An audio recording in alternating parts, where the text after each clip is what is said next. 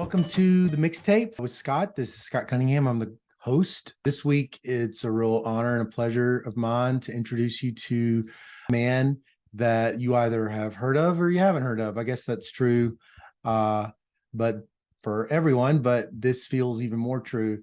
Dr. Nick Cox. Dr. Nick Cox is a legend for many of us that are heavy users and longtime users of the statistical software Stata.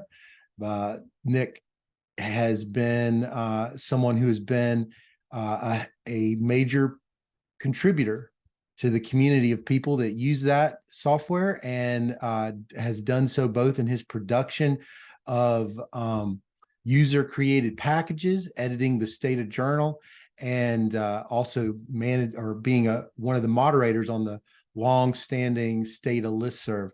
I wanted to talk to Nick for a couple of reasons. One was this podcast is an oral history of the economics profession, and the more I've thought about it, Stata, ironically, I think actually is part of the story of economics. People can laugh at that, but for people my age, and really even younger, when you think about the shift that occurred in the latter part of the sort of towards the closing end of the 20th century, I guess, for about a quarter of a century there, as the field of economics just began to become increasingly empirical, which was helped both by advances in microeconometrics, computing, but also software that required economists with skills in econometrics as well as programming to help create that. And we had an interview recently with William Greene where we sort of learned a little bit about that. But the Stata software was really important part of empirical microeconomists being able to do their work. And it was and so Nick was an important part of that. But it's more than that. It was more than that. I've always looked up to Nick for complicated reasons. I would watch him on the Stata listserv, and I knew that there was a tendency on all online communities for them to kind of have commons problems, for lack of a better word. There was always a version of tragedy of the commons that exists on online communities. They get overrun with trolls. And so in order to create something that actually creates value, it usually requires a person to go first. And that's what I usually call it, a person who goes first, that tries to set the tone and kind of create the institutions that are going to allow for productive discourse. And Nick was someone that I saw that did that day in, day out, constantly communicating to people on this listserv. And as a result of that, just allowed it to produce a lot of knowledge and knowledge sharing. And I really took it to heart. That was what I wanted to somehow figure out a way to do in the profession itself. I wanted to find out a way that I could sort of help do that. And I tried to do that in my own ways. Nick was someone that I kind of watched. He was himself. And I've always thought that the production of these public goods and the production of science itself is much more complicated in today than it's ever been. And it requires people like that. People that go first, people that help create the institutions and the tools that allow us to do our work. And but also the just creation of community is important, and it's important to me. So I'm very excited to have him and to introduce him to you. This was a really meaningful interview for me. It went on. And so I requested with Nick if we could do a two-part interview, part one and part two. So this is going to be part one, and then later next week we'll do part two. I hope you enjoy it. Please tell everybody about the podcast if you enjoy it. Thanks a lot. This week is really special in the story of empirical microeconomics. But it's really just also the story of so many fields. I have with me Dr. Nick Cox from the University of Durham. Is that right, Nick? Absolutely, yes. Yeah. Okay, Nick. So tell me your title, and and you can tell me who pays your paycheck. Well, it's just doctor, if anyone wants to use that, and it's the University of Durham. Absolutely, I'm an employee. Have been an employee for almost 50 years. Yeah, and well, great. Well, thank you so much for being on the podcast. Fine. Okay. Well, before we get started, I wanted to do a little icebreaker. Tell me a vacation that you took as a kid with your family, whether it was you were little. Well, yeah, I say as a kid. Tell me a vacation that you took as a kid with your family that you still think about from time to time. Oh, right. Well, of course, it was the late Stone Age or whatever. But yeah, I was brought up on Merseyside, which you may have heard of, opposite Liverpool, which you've probably heard of. Yeah. And that's about, I don't know, 20 miles away from the Welsh border. So we used to go into Wales quite a lot and go to the seaside and things like that. So that was pretty standard stuff. We never went very far as a family for all sorts of reasons, mostly money. Yeah. But yeah, what my parents liked to do was basically sort of go into the country and walk around a bit. They weren't great for hills or mountains. That was more what my brother and I picked up a bit later. But they certainly liked scenery and having a picnic in the open air, and that's about it, really. Fairly mundane. What'd your parents do for a living? Okay, well, my father did all sorts of different things. What he did most of all was sell fertilizers to farmers. And, or rather, he sort of supervised people who sold fertilizers to farmers.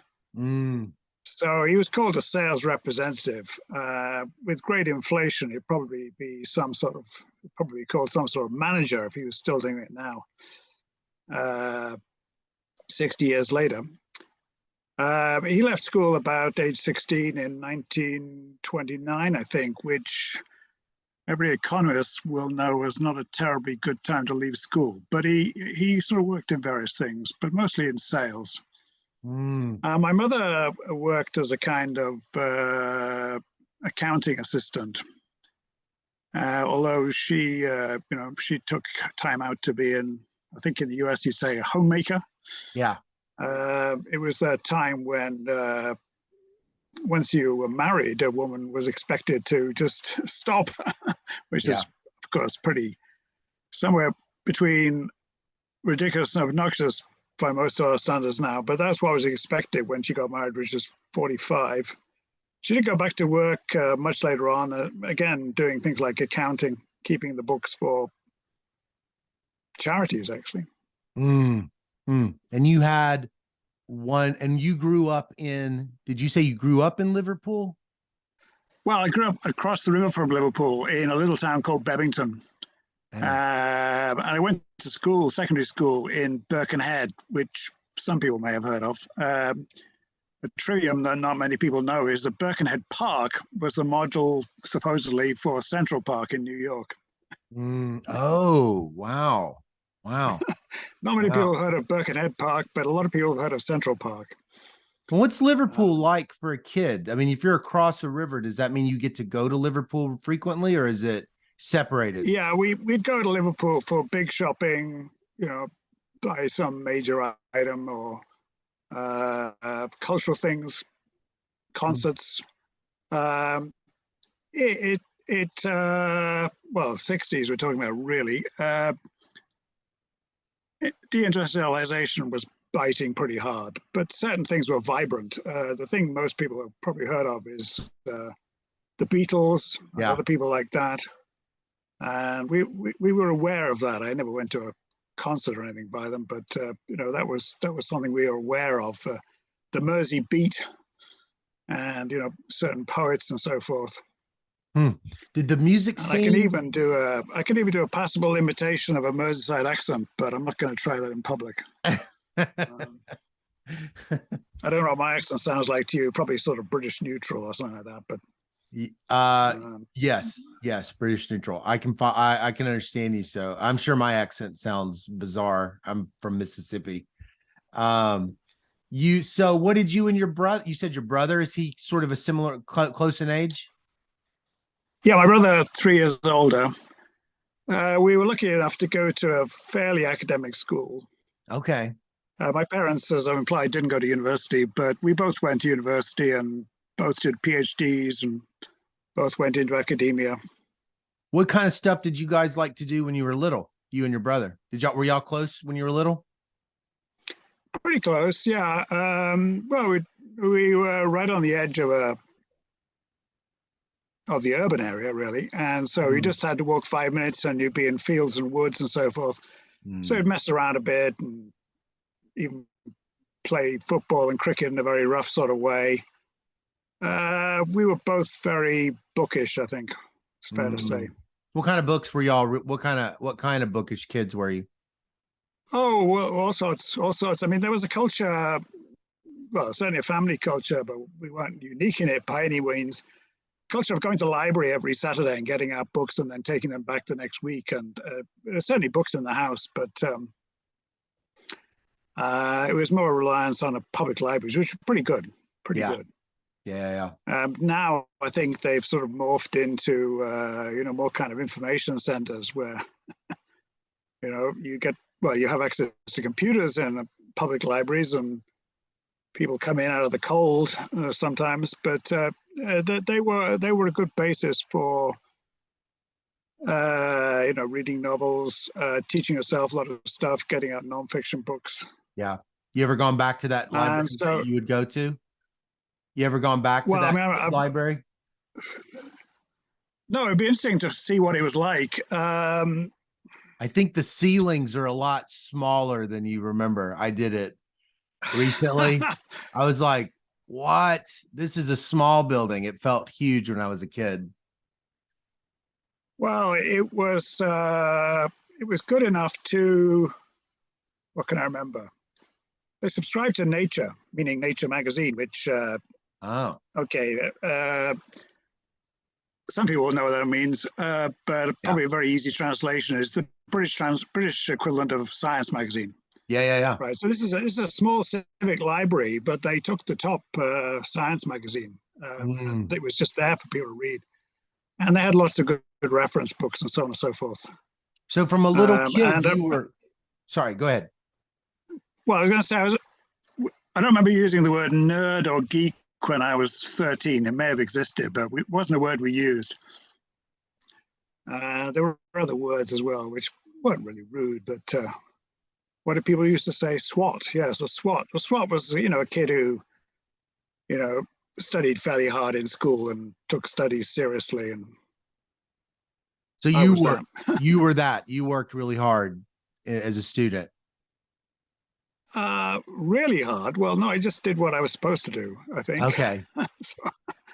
Which was not completely usual. Yeah. No, I did my homework conscientiously and took most subjects seriously. Yeah. So was it science? Because you've mentioned science and outdoors a few times. I'm curious, were you, as a young kid, sort of gravitating towards the natural sciences? No, not really. I was interested in most academic subjects, and I guess retrospectively, it was largely a matter of the best teachers having the most effect. Yeah. But the way to summarize it, I think, is that we specialized early, and the British school education is one of the best in the world, and in some ways one of the worst in the world. A way in which it's bad is students encouraged to specialize early or obliged to specialize early. Right. Anyway, from age 15, I was focusing on geography, economics, and mathematics. And the way that works was geography was my top subject. That was my favorite subject. And I think I had a sense then I was going to study it at university. I didn't have ambitions beyond that at that point. Mathematics was something I wanted to keep going. And there was a sense that geography was becoming more mathematical. So I got strong advice that I was happy to take to keep going with maths as long as I could. Mm. And so that was quite well taught, at least as far as I was concerned. And we were getting into calculus, and a lot of calculus, a lot of algebra, a lot of trigonometry, a lot of geometry. Essentially no statistics, by the way. Mm. I don't think in the mathematics we were doing, we did anything more than averages. Mm. But in something like geography, we were certainly drawing diagrams and so forth. And some of that has lingered in what I do. Yeah. Economics I did partly because it sounded quite interesting. Mm-hmm. But I did it partly because I wanted to do physics, and that just didn't fit in the timetable. Mm. In fact, the school was stretching it quite a lot to allow people to do geography and mathematics, but it so happened that there were a bunch of us who wanted to do geography and mathematics. And the headmaster was married to a mathematician, and he had a awe and respect for mathematics, and he just told people this should happen, rearrange the timetable so that half a dozen of us could do geography and mathematics. But the only way that could be done was by the third subject of three that we were doing being either economics or history, and I went for economics. Oh, I couldn't do physics. So if people, I'm imagining most people listening to this are economists, and if they're wondering, how close was I to becoming an economist, the short answer is not much. But little bits of economics that I did late in secondary school have helped make sense of what economists do, or at least what I think they do. Right.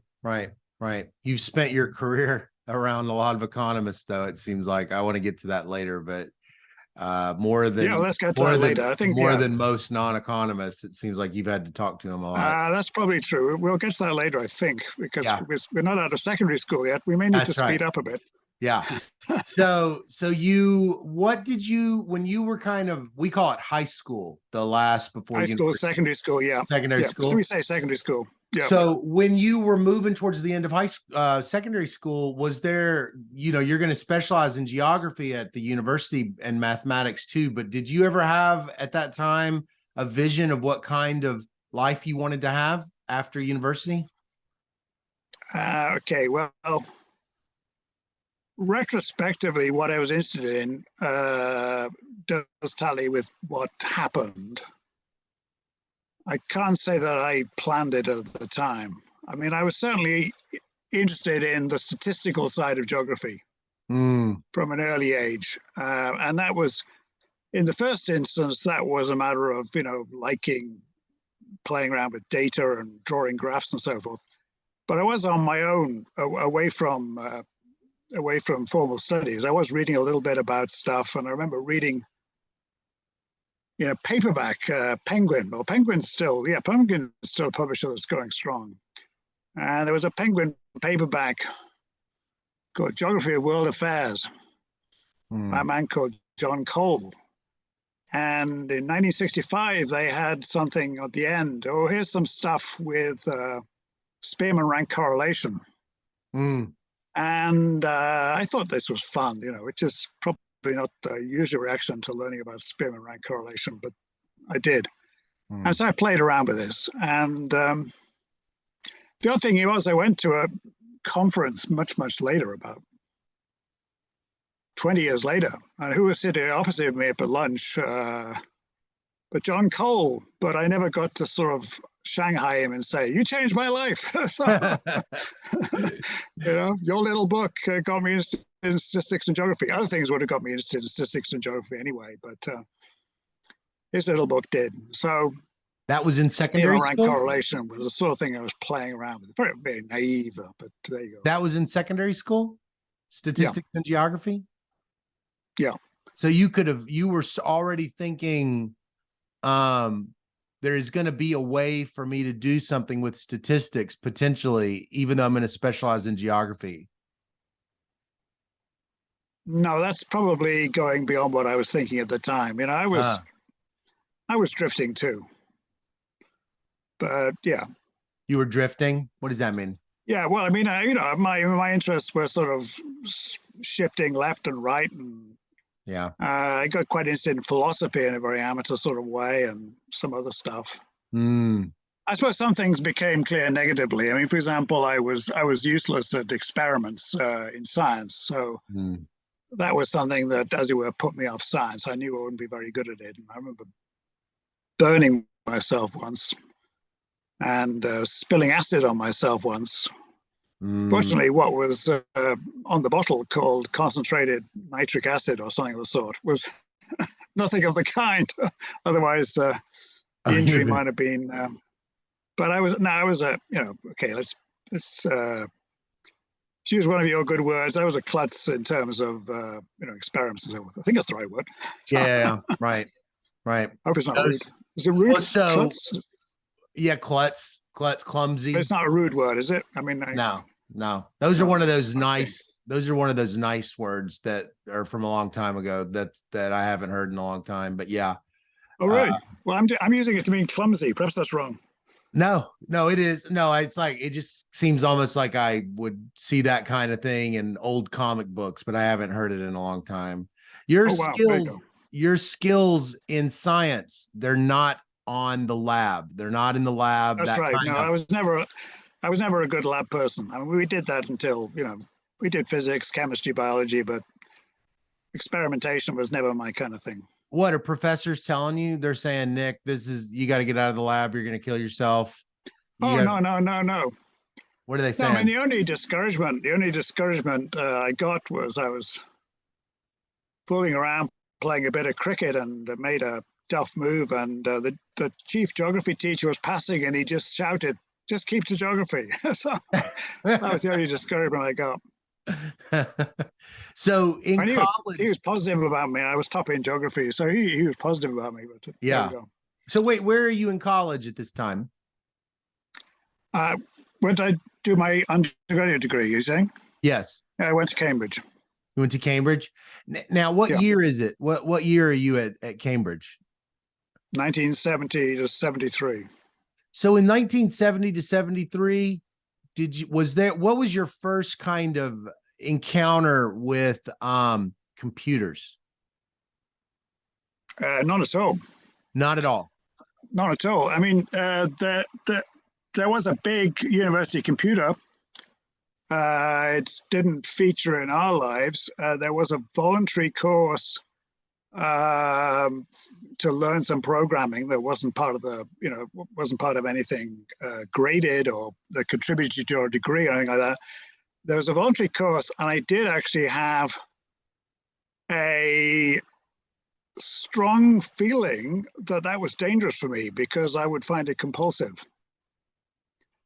Okay, so let's backtrack slightly. Between school and university, I had a vacation job, great vacation job, working as just a scientific assistant.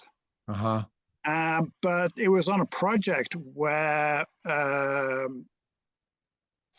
people were measuring evaporation from a forest.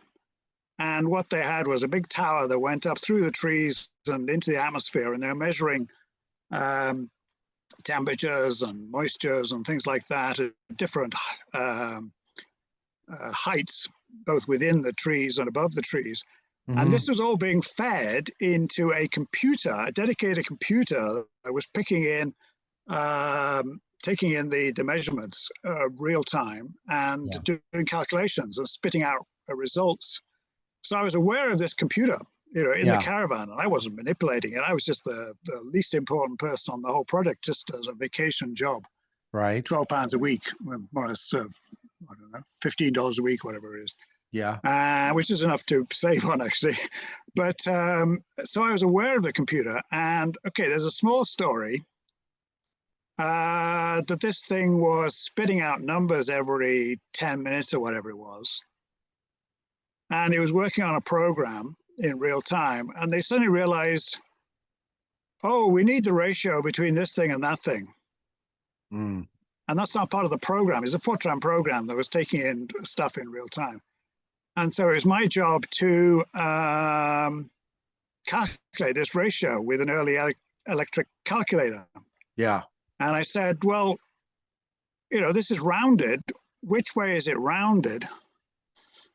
Because we've got a numerator and a denominator. And they looked it up and they said, well, actually, it's rounded down in every case. So I was a bit of a jackass, and I said, well, there's a bias then, because you need, a number plus a constant on top and a number plus a constant on the bottom, and just taking number over number will give you a bias. And they said, you're right, you do the work.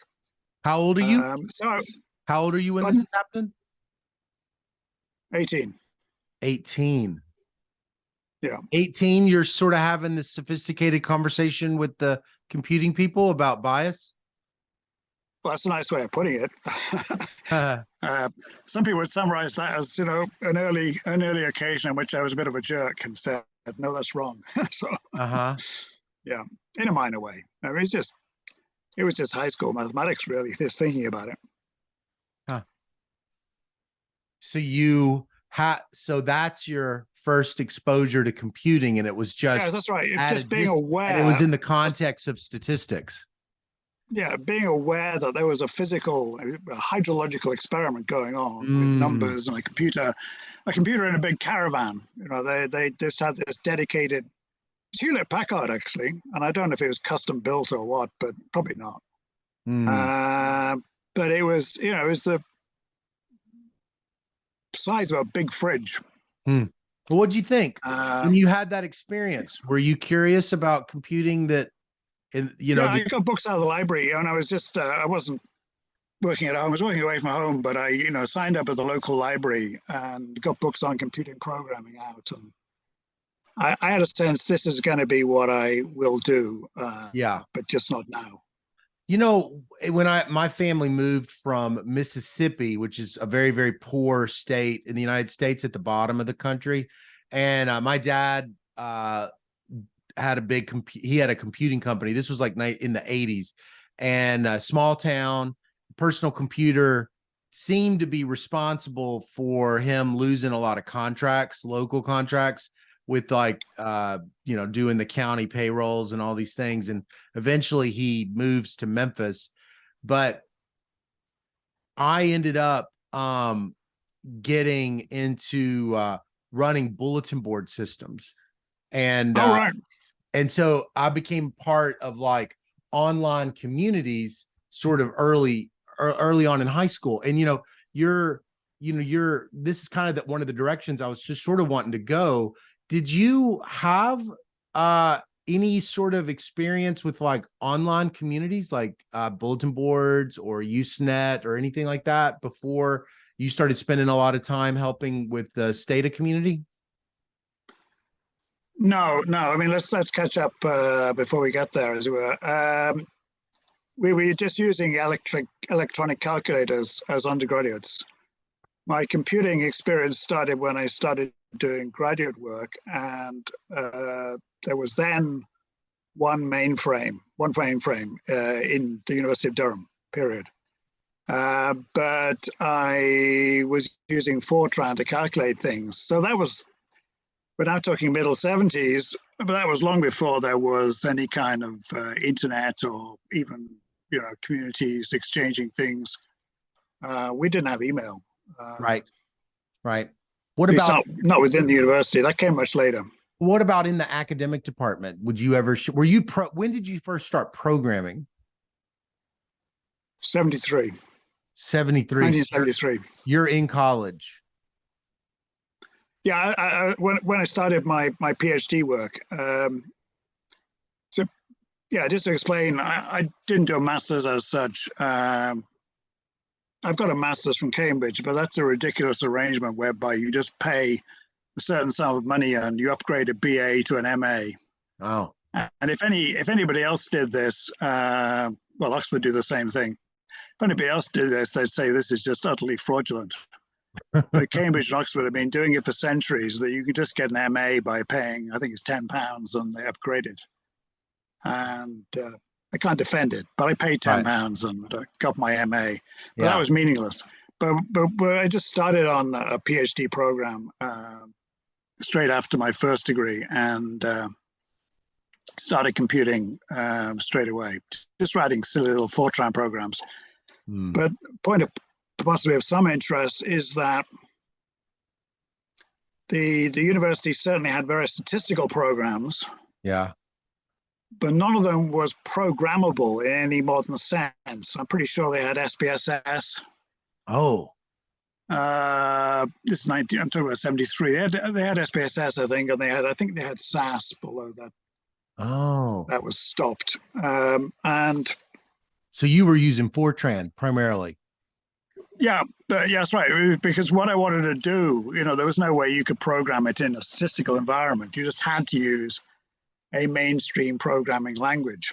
Of course, if we jump forward 50 years to now, and we may get to this later in the conversation, there are now lots of people saying, "Oh, it's stupid learning a statistical environment because you should just be using a proper programming language." Right. With all sorts of different interpretations about proper programming languages. Right. Well, anyway, 50 years ago, my move was the reverse. That I had, well, not the reverse. Anyway, it's the same thing. I had to use a proper programming language. Yeah. Because there was no sense in which you could program your own stuff in the software we had at the university. Yeah. Now, that was probably coming in terms of, say, S. When did S started up at Bell Labs? And that was certainly a programming language, a statistical flavor. That became R later, of course. So you work with we didn't have access to. Are you working with S? Do you start moving into the statistical software? Sticking with these? I never used S as such. It was never installed on our system. I have used R occasionally. Yeah. So but it's clear that computing is going to be a central part of your career once you get into that doctorate. That's going to be because you're managing to bring together the stats and the geography in your PhD. Am I understanding correctly? Yeah, that's a good summary. Okay. And where do you end up doing your PhD? That was Durham. That's where I am now. I came here as a graduate student and then just morphed into faculty. Okay. So you end up having this career as a geographer, and you're your own programmer. Is that correct? You're not necessarily you're not using some software. You're building your own you're building your own programming the whole time. Is that right? Okay. If we try and summarize about, let's say my history before Stata and after Stata, as it were. Let's divide it up like that. Yeah. So and give a time point for people. I started using Stata in 1991. 91. So I've been using it now for 32 years, and Stata itself started in 1985, as some people will know. Okay, now before Stata, I was using various mainstream languages. I was writing in Basics. A lot of people will have heard of Basics. Yeah. I was using statistical packages as well. I used SPSS about twice. Minitab quite a lot. Of course, both of those are still going. Whether they're going strong is a different question I won't look at, but Minitab's still around. SPSS is still around. I was using... You weren't using SAS? Called Midas. Pardon? You weren't using SAS? SAS, no. SAS has got a much bigger profile in the States than does in Britain. Oh. I mean, there are people who use it in Britain, but it's not I think nearly the standard in British universities. I could be wrong on that. So you were using statistical software. You weren't just programming in Fortran. Absolutely, yeah. I was right. Were you satisfied? Were you satisfied with your options back then? Yeah. I mean, your expectations are not very high. I mean, I started out with an environment, and what you did was you submitted a job on punch cards. So punch cards would be your data and your code. Yeah.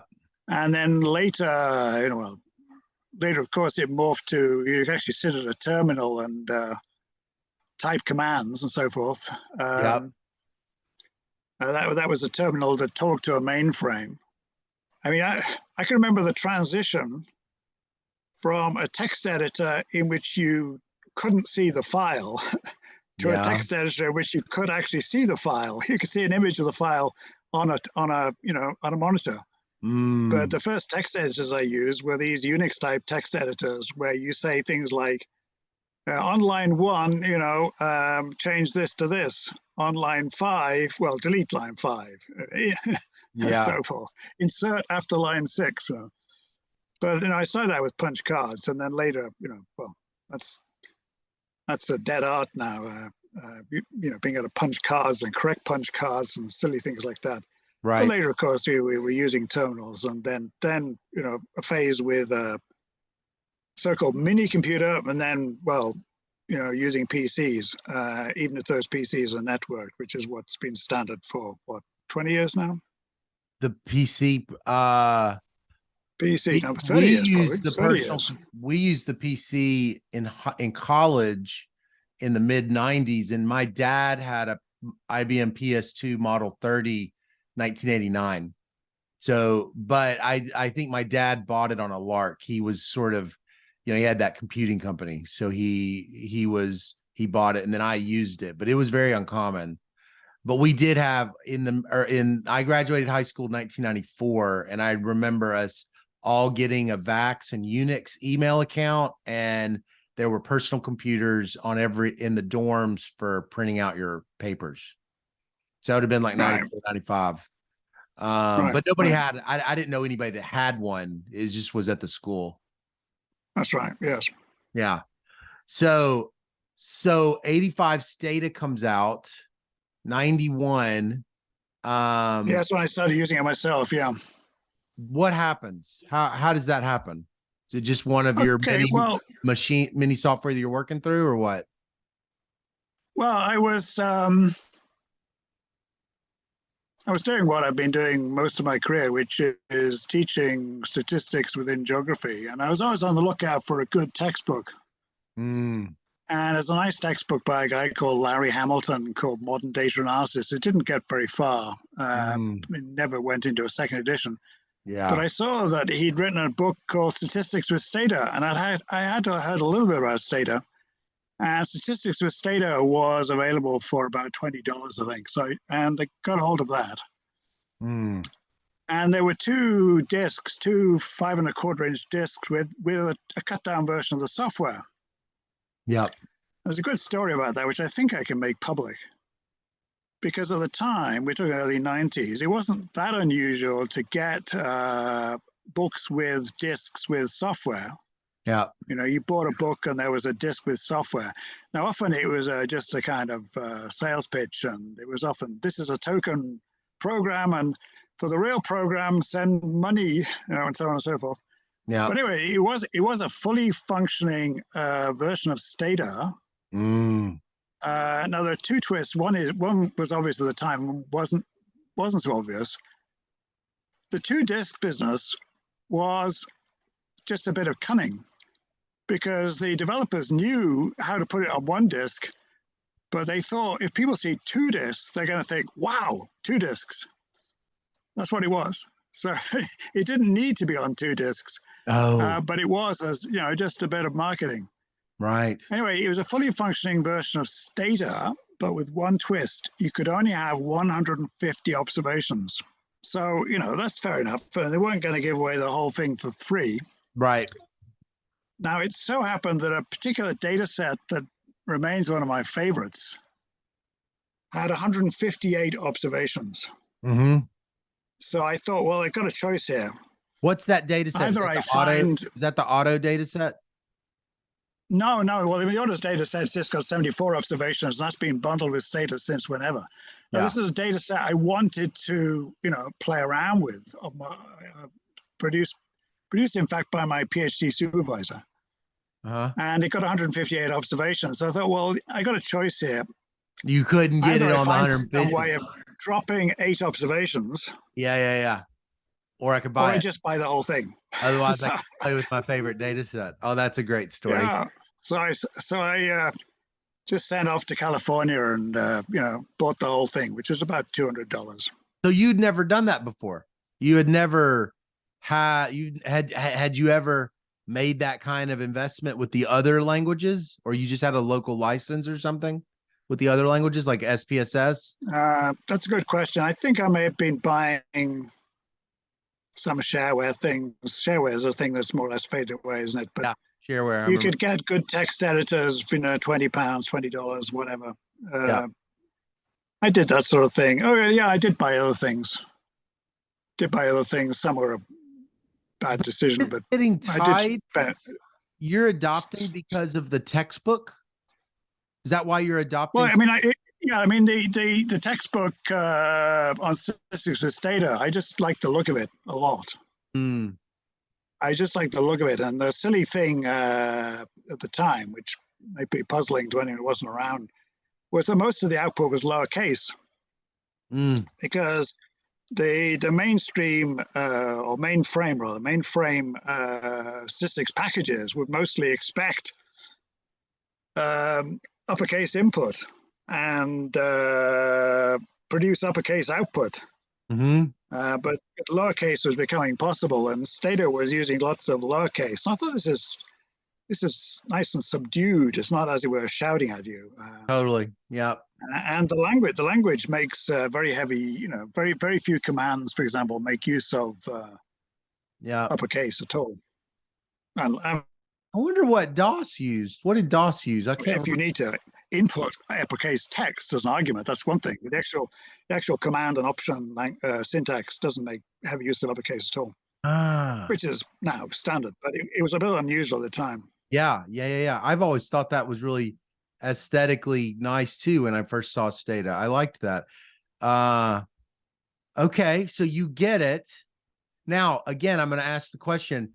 At this time in 91, did you share your software that you had been written on Fortran? Would you pass around, reels or pass around, floppy disks to your colleagues? Were you sharing a lot of your programming products?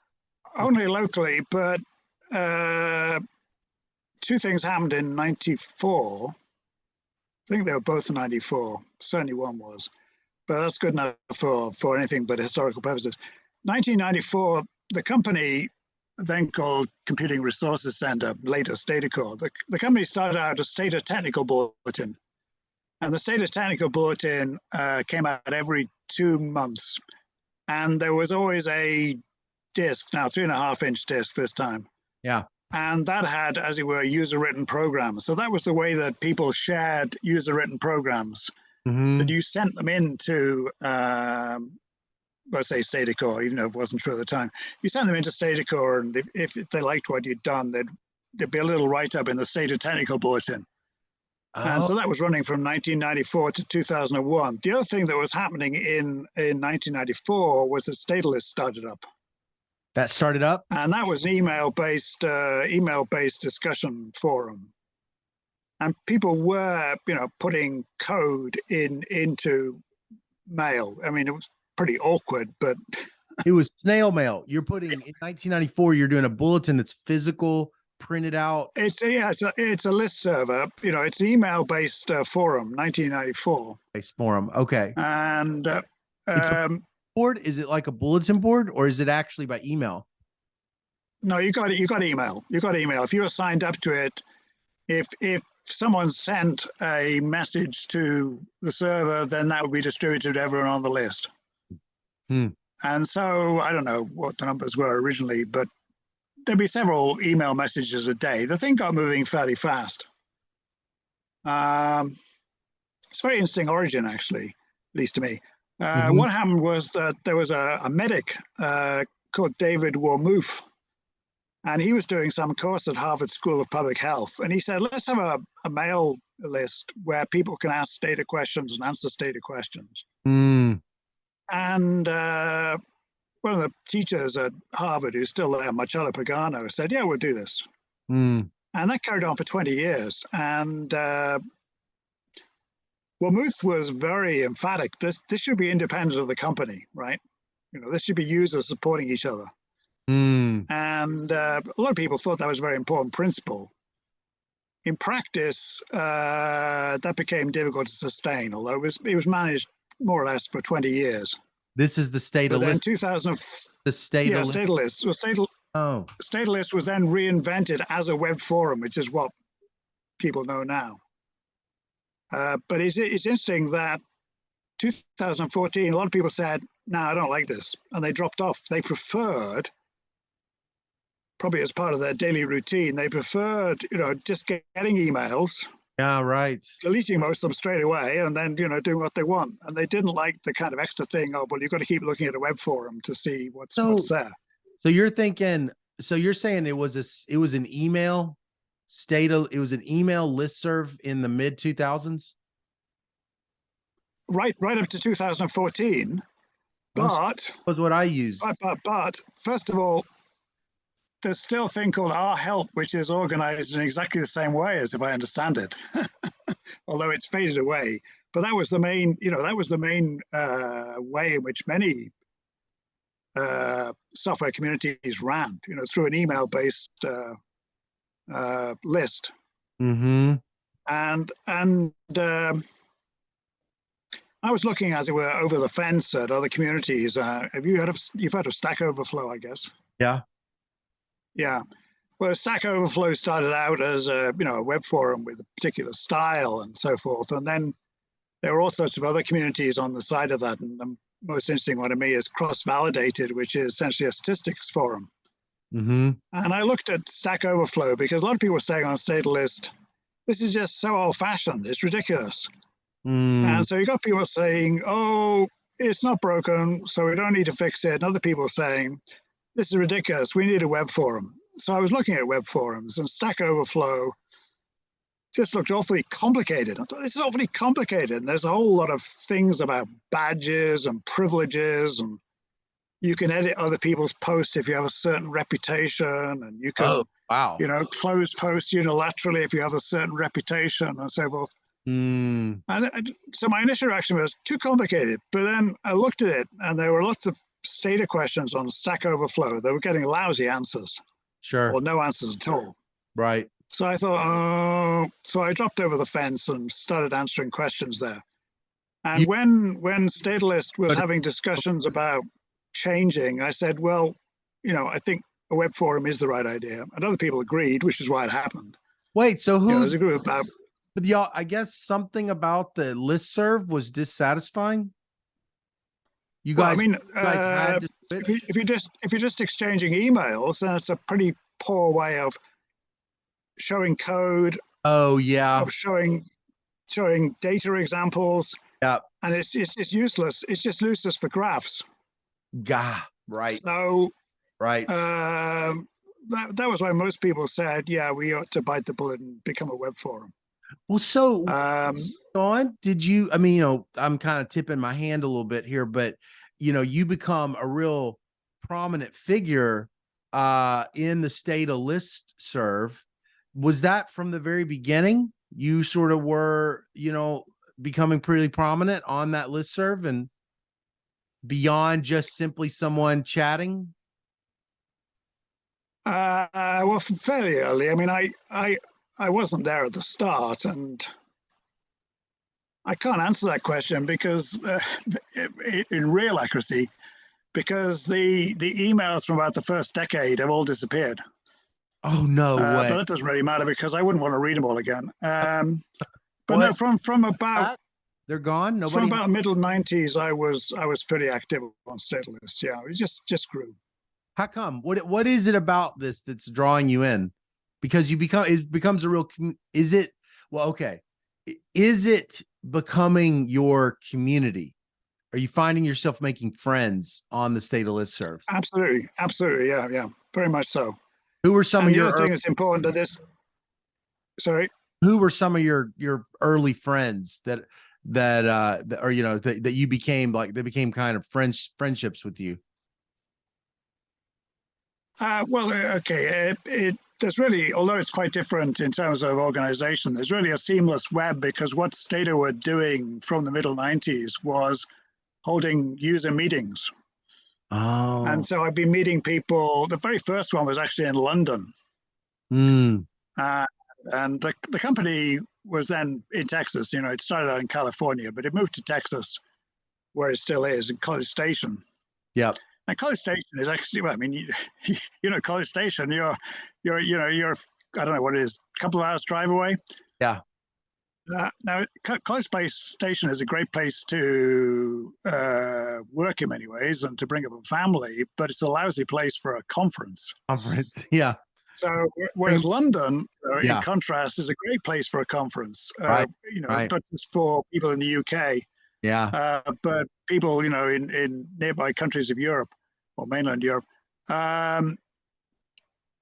So the first Stata meeting was in London in 1995. So I was meeting people, you know, at these meetings, and the meetings in the States started out late 90s, Did soon you after. organize those initial meetings? Were you the part of the organizer of those initial meetings? I didn't organize the first London meeting, but I started organizing them, helping to organize them, from about 1997 or so, I guess. What was their purpose? Usually every other year. I know what their purpose is more now, but what was it in the beginning?